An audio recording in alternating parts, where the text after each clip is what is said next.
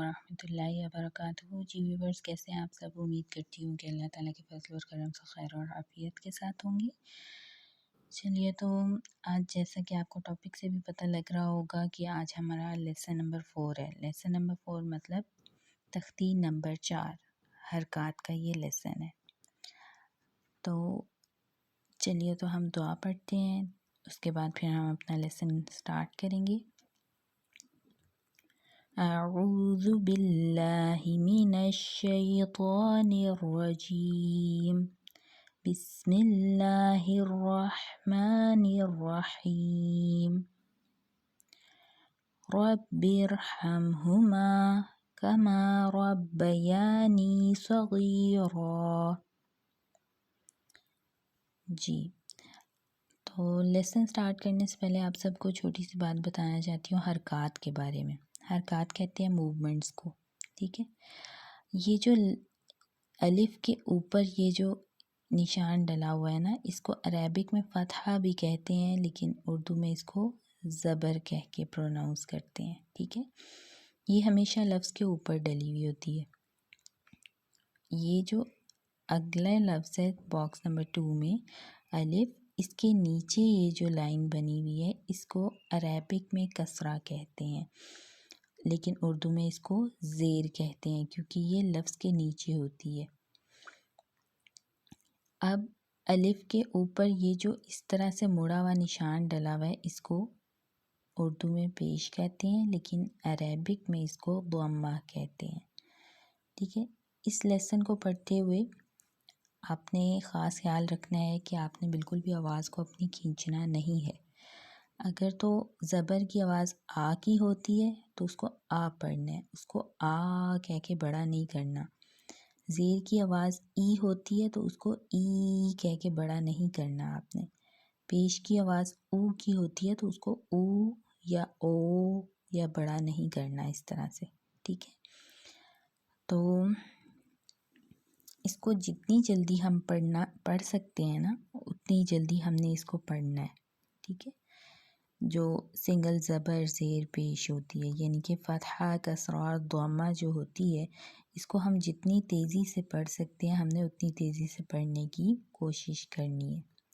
اور ایک اور بات آپ نے یاد رکھنی ہے کہ جب بھی الف کے اوپر نیچے کوئی بھی حرکت لگ جاتی ہے تو ہم الف کو الف کہہ کر نہیں بولتے، ہم اس کو حمزہ کہتے ہیں، ٹھیک ہے؟ چلیے، تو اپنے لیسن سٹارٹ کرتے ہیں۔ بسم اللہ الرحمن الرحیم، آ ای او ہا ہی ہو۔ اب یہ میں نے آپ کو ایک دفعہ جوڑ کے پڑھ کے بتایا، ٹھیک ہے؟ اب اس کو اگر سمجھانے کے لیے بریک کر کے آپ نے پڑھنا ہے یا پڑھانا ہے تو آپ کس طرح سے پڑھائیں گے؟ حمزہ زبر آ، حمزہ زیر ای، حمزہ پیش او، آ ای او، ہا زبر ہا، ہا زیر ہی، ہا پیش ہو، ہا ہی ہو۔ اگر اس کو عربک میں جس طرح سے میں نے آپ کو بتایا فتحہ کسرہ اور ضمہ کہہ کے، تو آپ اس کو اس طرح سے بھی بتانے کے لیے پریکٹس کے لیے بتا سکتے ہیں۔ حمزہ فتحہ آ، حمزہ کسرہ ای، حمزہ ضمہ او، آ ای او، ہا فتحہ ہا، ہا کسرہ ہی، ہا ضمہ ہو، ہا ہی ہو۔ نیکسٹ پارٹ اس کا دیکھتے ہیں۔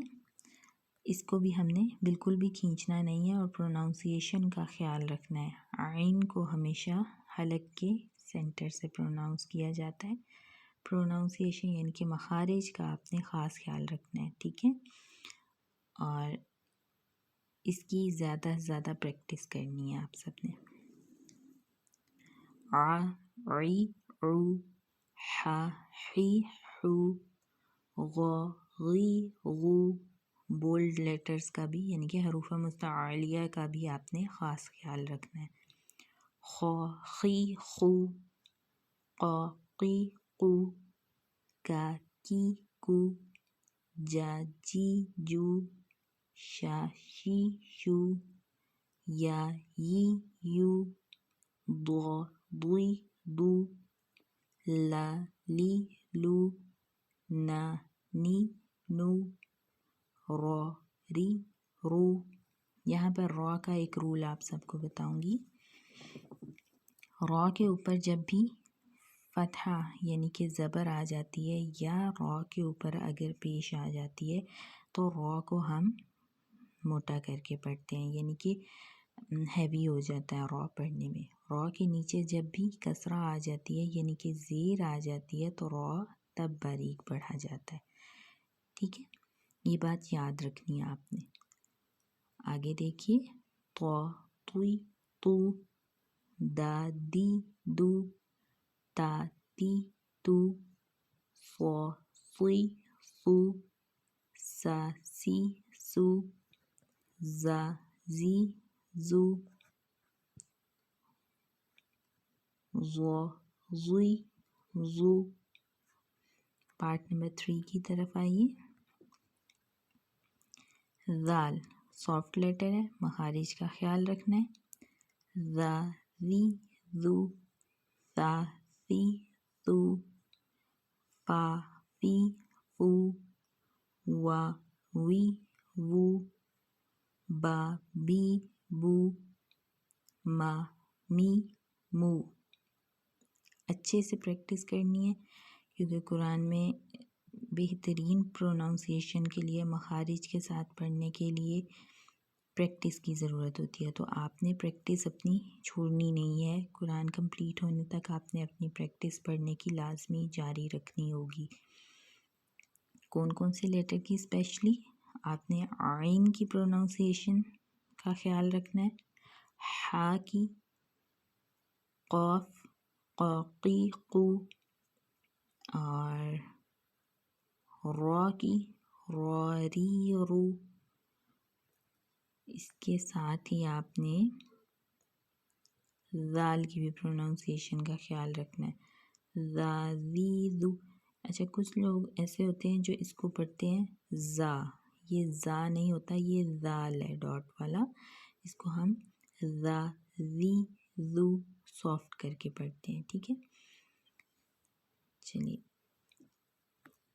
پریکٹس کیجیے گا جتنی زیادہ ہو سکے تاکہ بہترین اور اچھے طریقے سے آپ لیسن پڑھ سکیں.